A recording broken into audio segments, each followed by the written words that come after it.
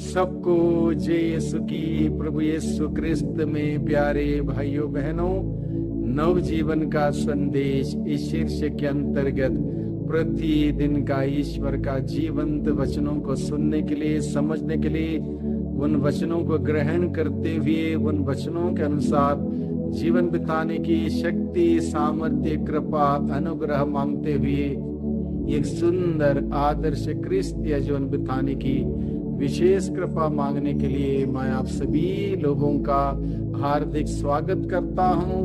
आज मई महीने की 6 तारीख है, मंगलवार है, और आज के दिन में मनन चिंतन करने के लिए हम सबों को विषय दिया है संत योहन के द्वारा रचित सुसमाचार अध्याय 6 पद संख्या 30 से 35 का प्रसंग है। इस प्रसंग में भाइयों बहनों, प्रभु यीशु मसीह मुख्य रूप से हम सबों से कहता है, जीवन की रोटी मैं हूँ, जीवन की रोटी मैं हूँ। जो मेरे पास आता है उसे कभी भूख नहीं लगेगी, जो मुझ में विश्वास करता है उसे कभी प्यास नहीं लगेगी। बहुत ही एक महत्वपूर्ण बात प्रभु हम सबों के सम्मुख रखते हुए कहता है, जीवन की रोटी मैं हूँ। प्रभु यीशु ने कहा, जीवन की रोटी मैं हूँ, जो मेरे पास आता है उसे कभी भूख नहीं लगेगी, जो मुझ में विश्वास करता है कभी उसे प्यास नहीं लगेगी। भूख और प्यास, ये दोनों चीजें इंसान को कितना जरूरी है, इस बारे में किसी को समझाने की जरूरत नहीं है। ना इंसान भूख बर्दाश्त कर सकता है, ना प्यास बर्दाश्त कर सकता है। 1 मिनट के लिए 1 दिन, 2 दिन, 3 दिन भूखा रह सकता है, लेकिन पानी पिए बगैर रह नहीं सकता। प्यास जब इंसान को लगती है वह तड़पता है। प्रभु यीशु मसीह क्या कहता है, मैं हूं तुम्हारी प्यास बुझाने वाला पानी, मैं हूं तुम्हारी भूख मिटाने वाली रोटी, मैं हूं। यानी कि जीवन की रोटी मैं हूं और जीवन का जल मैं हूं। बहुत ही महत्वपूर्ण बात प्रभु ने हम सबों के सम्मुख रखी। किन प्रकार की भूख हमारे अंदर है? बहुत प्रकार की भूख हमारे अंदर है। निश्चित रूप से शारीरिक भूख हम समझते हैं, इसके अतिरिक्त आध्यात्मिक भूख हमारे अंदर है। हमारे अंदर मनोवैज्ञानिक भूख है, हमारे अंदर इमोशनल भूख है। अलग अलग प्रकार की भूख और प्यास हमारे अंदर है, जिसको मिटाने के लिए हम कोशिश करते हैं, प्रयास करते हैं। जब पर्याप्त मात्रा में हमारे भूख या प्यास नहीं मिटती, तब हमें तकलीफ होती है, परेशानी होती है, अलग अलग प्रकार के दिक्कतें होती हैं। तो मुख्य रूप से किन प्रकार की भूख हमारे अंदर है? तमाम प्रकार की है। मुख्य रूप से कुछ बातों को मैं आपके सम्मुख रखना चाहता हूं। मुख्य रूप से हमें एक अर्थदायक जीवन बिताने की, एक उद्देश्य के साथ, मकसद के साथ जीवन बिताने की एक भूख, एक पहचान बनाते हुए जीने की एक भूख, एक लालसा हम सबों के अंदर है। ईश्वर तथा एक दूसरे के साथ जुड़े रहने की भूख और प्यास, यानी कि एक आध्यात्मिक रिश्ता ईश्वर के साथ, साथ ही साथ इंसानों के साथ एक मधुर प्यार वाला रिश्ता, संबंध रखने की भूख और प्यास हम सबों के अंदर है। इंसान कभी अकेला नहीं रह सकता, नहीं जी सकता। उसको अनेक लोगों की जरूरत है, एक परिवार की जरूरत है, साथ ही साथ एक आध्यात्मिक व्यक्ति है, इसलिए ईश्वर के साथ भी वो रिश्ता, संबंध जोड़े रखने की आवश्यकता महसूस होती है, और इस प्रकार की भूख और प्यास उसके अंदर है।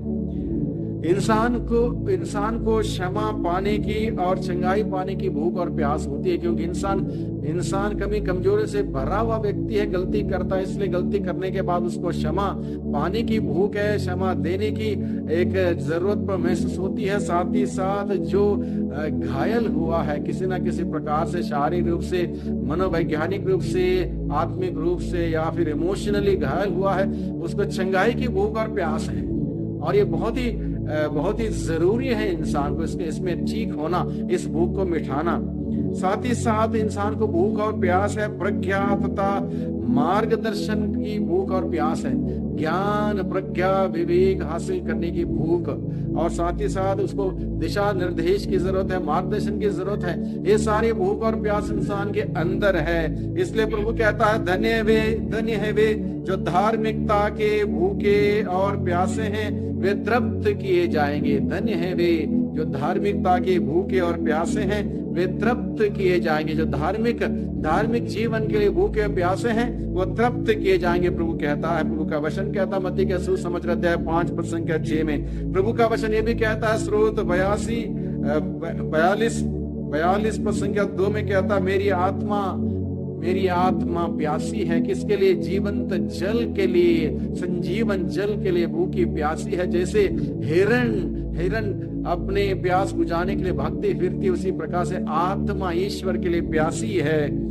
योहन का सुसमाचार अध्याय 7:37 से 38 के प्रसंग में हम लोग सुनते हैं, जो प्यासा हो वो पानी के पास आए, जो प्यासा हो वो पानी के पास आए। प्रभु यीशु ही वह संजीवन जल है। समारी स्त्री दुनिया में घूमती रही, भटकती रही एक जगह से दूसरी जगह, लेकिन कोई भी उसकी प्यास नहीं बुझा पाए। जब प्रभु यीशु मसीह जो संजीवन जल देने वाला प्रभु यीशु मसीह से मुलाकात हुई, प्रभु से बातचीत हुई, प्रभु ने उसको सिखाया, समझाया, बताया, जिंदगी के रहस्य को सिखाया, जिंदगी जीने का मकसद बताया, तब उसकी प्यास बुझी। क्योंकि प्रभु यीशु मसीह कहता है, संजीवन जल देने वाला प्रभु मैं हूँ। यानी कि जो प्रभु के पास जाता है, विश्वास करता है, उसे कभी प्यास नहीं लगेगी। प्रभु में विश्वास करता है, उसे कभी भूख नहीं लगेगी, क्योंकि प्रभु कहता है मैं जीवन की रोटी हूँ। इस प्रकार से भाइयों बहनों, प्रभु आज के सुसमाचार के द्वारा हम सबों के सम्मुख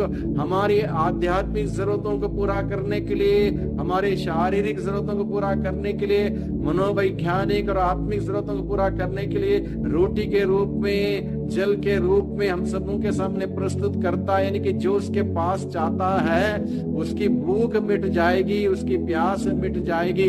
इसलिए प्रभु अपने आप को हमारे सम्मुख रखते हुए कहता है, जीवन की रोटी मैं हूँ। जो मेरे पास आता है उसे कभी भूख नहीं लगेगी, जो मुझ में विश्वास करता है उसे कभी प्यास नहीं लगेगी।